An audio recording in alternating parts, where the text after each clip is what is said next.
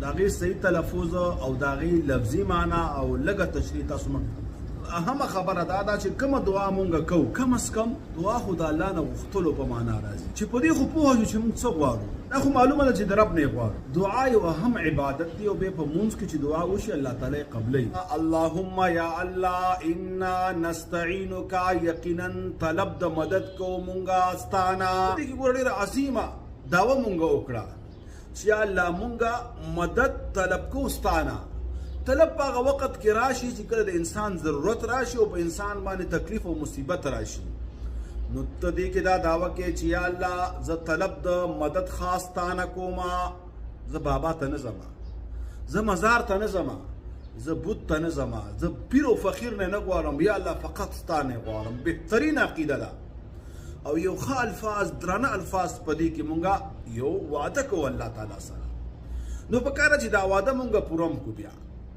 ونستغفرک یا الله مونږه طلب د بخنه کو خاص تانا ګناهونه مونږه کړی دي یا الله عفو تا سره ده په نعمتونو کې اوچت نعمت د الله تعالی چې په بندگانو باندې دی هغه د توبې دروازه ده چې هر وخت کولاو د انسان لپاره انسان ګناهګار دی لیکن د ګناه سره سره الله مهربانه هم دی لیکن کمزوري دا ده چې مونږه الله ته ادریګو الله ته اوجړو د الله نه اوغواړو د عمر فاروق رضی الله تعالی عنہ قول ز بار بار پیش کوم هغه وې زه دې خبر نه یریږم چې ستاسو دعاګانې به قبول نشي یا به ستاسو توبې قبول نشي لیکن د دې خبره نه ماته ضرور یره راځي چې تاسو به دعا غوښتل پرې دی توبه وستل به پرې دی او حقیقت کې موږ نن توبه نو باسو پرونه ما د عرب قول وکاته وی بعضی ګناهګار به داسې وي چې هغه به د ګناه په سبب جهنم ته لاړ شي وی هغه به وګوري دغه ملګری چې په دې ګناه کې وسره شامل وو یا ګناه ته هغه راوستي وو هغه ملګری د ګناه باعث ګرځېدلی وو هغه د لاس نه نیولې وو ګناه ته بوتلې وو هغه به موجود نه وي هلته تپوس به وکړي ورته به وویلی شي چې ستا د مرګ نه پس هغه توبه ویستې ده څومره بدبختي ده ونؤمن بک مونږ ایمان لرو په تا باندې یا الله زمونږ ایمان په الله تعالی دی ایمان په معنا دی یقینا پتا دی یا الله بخنم تکې او گناهونم تماف کې او مددم زمونږه تکې ونؤمن مونږه ایمان لرو بک پتا باندې یا الله ونتوکل علیک مونږ ځان سپارو پتا باندې توکل او بروسه کو اعتماد کو یا الله پتا باندې چې څومره پریشانیاں راځي څومره مصیبتونه راځي په هر قدم باندې یا الله تا ته محتاج یو او پتا باندې ځان سپارو پتا باندې الله توکل کو پتا باندې اعتماد کو هر کار چې شروع کو یا الله ستا په توکل شروع کو پتا باندې اعتماد دې مونږه زکه شروع کو یا الله په دې ټول امورو کې کاغه دینی کارونه دي او کاغه د دنیا کارونه دي یا الله تر سره مدد وکي زکه مونږه اعتماد پتا دې مونږ ځان سپارلې پتا دې مونږ توکل پتا کړې دې ونتوکل علیک یا الله مونږ بروسه کو پتا باندې توکل کو پتا باندې ځان سپارو پتا باندې اعتماد هم پتا باندې دی ونسنی یا الله بیان کو خیرات د خیسته صفاتونو د کامل صفاتونو ونثنی صفاتونه بیانو تا ته د خیر یا الله چې کوم صفاتونه دي هغه مونږه تا ته بیانو د کی واجبہ مقصد دی مونږه دانه وایو چې بابا بچی ورګي بابا میخي ورګي میلی سے بیماران او لیونی خکئی داتا رزق دینے والا معنی دا رزق داتا ورکی نانا گنج بخش خزانی بخی چې بیمار شم هو یشفین یا الله ته شفا راکې و اذا مرضت فهو یشفین دعاګانې یا الله مونږ تا نه غواړو مونږ د مخلوق صفاتونه نه بیانو مونږ یا الله ستا صفاتونه بیانو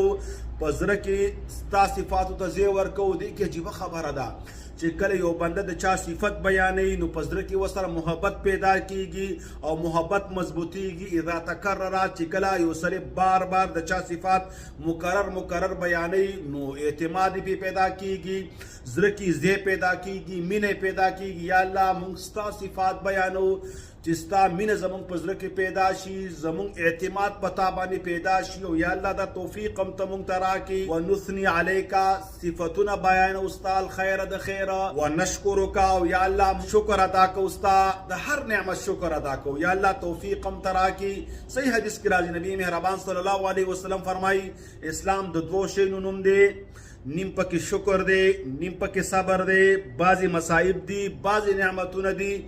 یو بل حدیث کې د تذکره راغلی ده، نبی علیه السلام فرمایي د مؤمن مسلمان حال ډېر عجیبه دی.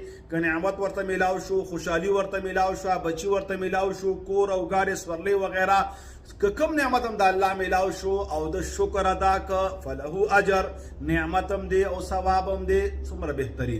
او که مصیبت ورته ورسېده، تکلیف ورته ورسېده، پریشانی ورته ورسېده، تاوان یې وکړه، مال یې ضایع شو، اور ولګېده، سیلاب پرې راغی، غلطې نه څه یوړل او صبر یې وکړه، فله اجر، بیا هم ورته اجر دی. مسلمان ته پکار دی چې په هر حالت کې توجه الله ته وکړي. موږ ته پکار دی چې په هر نعمت د الله تعالی شکر ادا کړو. چې څومره نعمتونه دي، په دې شکر ادا کولو کې دوه غټې فایدې دي. د موجوده نعمتونو محافظه هغه شکر دی. د نش نعمتونو چې نشته او زما ستا ورته ضرورت دی او ارمان هم دی، هغې دپاره جالب شکر دی. شکر اوچت نعمت دی، لہذا شکر گزار بندگان د ځان نه جوړ کړئ. نو دلته مونږ دا دعوه کوو ونشکرک یا الله، ستا شکر ادا کوو.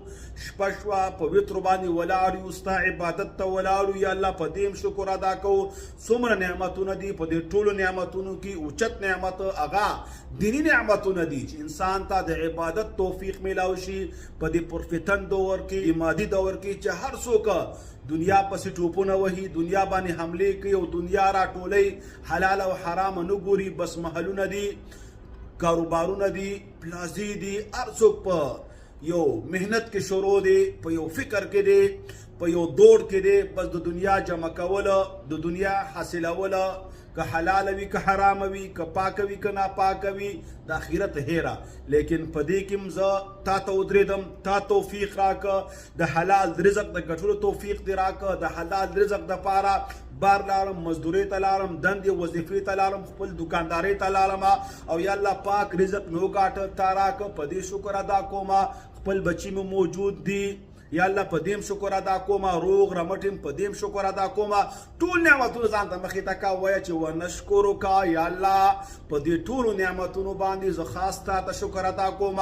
نو بیا چې کوم نعمتونه موجود دي، د دې حفاظت به رب العالمین کوي. چې کوم نشته، ستا ورته ضرورت دی یا ستا ارمان دی، الله به هغه درکوي، الله به ته هغه نصیب کوي او خیر به پکې بیا رب العالمین اچوي. نو ونشکرک یا الله، خاص تا شکر ادا کوو. ولا نکفرک یا الله، ناشکري نه کوو، د ناشکرۍ نه مونږ وساتي. د ټولو نه لویه ګناه هغه د رب ناشکري ده. نن مونږ په ناشکرۍ کې اخته یو، ځکه زمونږ په نعمتونو کې برکت نشته، په رزق کې خوند او مزه نشته. چې کوم نعمتونه الله تعالی درکړي، په هغې کې نظر بند کا او هر نعمت ته ګوره او شکر ادا کوه. د ځان نه اوچتو خلکو ته مه ګوره، د دنیا په لحاظ سره چې هغوی سره پلازي دي، هغوی سره غټ غټ ګاډي دي، هغوی سره غټ غټ کورونه دي. غلی شه، الله نه شکر ادا کړه په خپل نعمتونو باندې.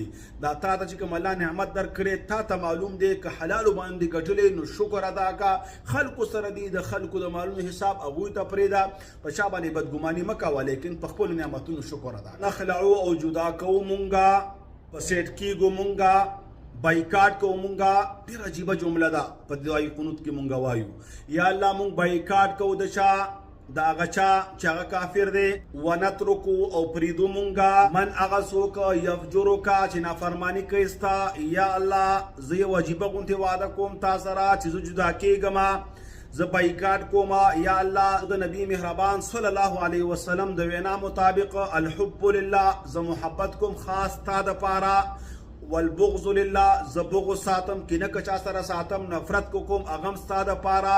زما بغض او حسد هغه په دین او دیندارۍ باندې دی چې څوک نیکي طاعات او عبادات والی، هغه سره ښه تعلق قایمومه، ښه تعلق ساتوم. چې څوک نافرمان دی، څوک ګناهګار دی، څوک فاسق او فاجر دی، هغه سره نه کینمه، هغه سره تعلق نه قایمومه، هغه سره په کارونو د ګناه کې مدد نه کومه، زه ورسره نه شاملېږم. وتعاونوا على البر والتقوى ولا تعاونوا على الاثم والعدوان. ستا ارشاد دی چې نیکو کارونو کې خلکو سره تعاون وکړئ او د ګناهونو او بدو کارونو کې چا سره مدد مه کوئ، چا سره ودرېږئ ما. یا الله مونږ بایکاټ کوو، مونږ جدا کېږو. دلته مونږ یو عجیبه دعوه وکړه، یو عجیبه دعا مونږ وغوښتله، یو عجیبه مطالبه مونږ وکړه، او الله سره مونږ دلته یو قسم وعده وکړه. څه مو ویلي؟ نقلعو ونترکو. دواړه الفاظ دي خو ډېر درانه الفاظ دي. من یفجرک، مونږ په دعای قنوت کې الله تعالی ته د شپې اخري رکعت دی، اخري دعا ده او اخري وعده رب سره کوو چې مونږ غل سره دوستانه نه کوو، مونږ سودخور سره دوستانه نه کوو. ډیر خلک داسې وو چې ګناهګاران نو، فاسقان نو، فاجران نو، پوډریان نو، چرسیان نو، دوی سره کېناستل، د دوی صحبت د دوی مجلس په اثر وکړه، ګناهګار شول، فاسقان شول، غل شول. نیکانو سره کېنه نیک بدن نه جوړ شي، که بدانو سره کېناستي تباہ او برباد بشي. نو موږ یو وعده کوو الله سره، ونخلع ونترک من یفجرک. اللهم یا الله ایاک خاص تا ته نعبد، موږ عبادت کوو. دا په سورۃ فاتحه کې موږ دا وینا کوو. دلته په دعای قنوت کې الله ته وایو چې یا الله موږ ستا عبادت کوو. د عبادت چې څومره اقسام دي هغه تا پورې خاص کوو. اهم عبادت دعا ده، دعا هم ستانه غواړو. ولکا نصلي او خاص تعالی یا الله مونږ مونږ کوو، ونسجدو او سجده کوو مونږ تا ته. د سجدي تخصیص وکړه. بعض زیارتونه به تاسې کتلي باباګانو ته سجدې کوي، زیارتونو ته سجدې کوي، خپلو پیرانو ته سجدې کوي، او په دعای قنوت کې څه وینا کوي چې یا الله مونږ تا ته سجده کوو. ونسجدو یا الله خاص تا ته سجده کوو. ویلیک نسعی یا الله تا طرف ته درځغلو، تا طرف ته درمنډې وهو. تا بار بار ویل چې سارعو، سابقو، هر څه پرېږدو.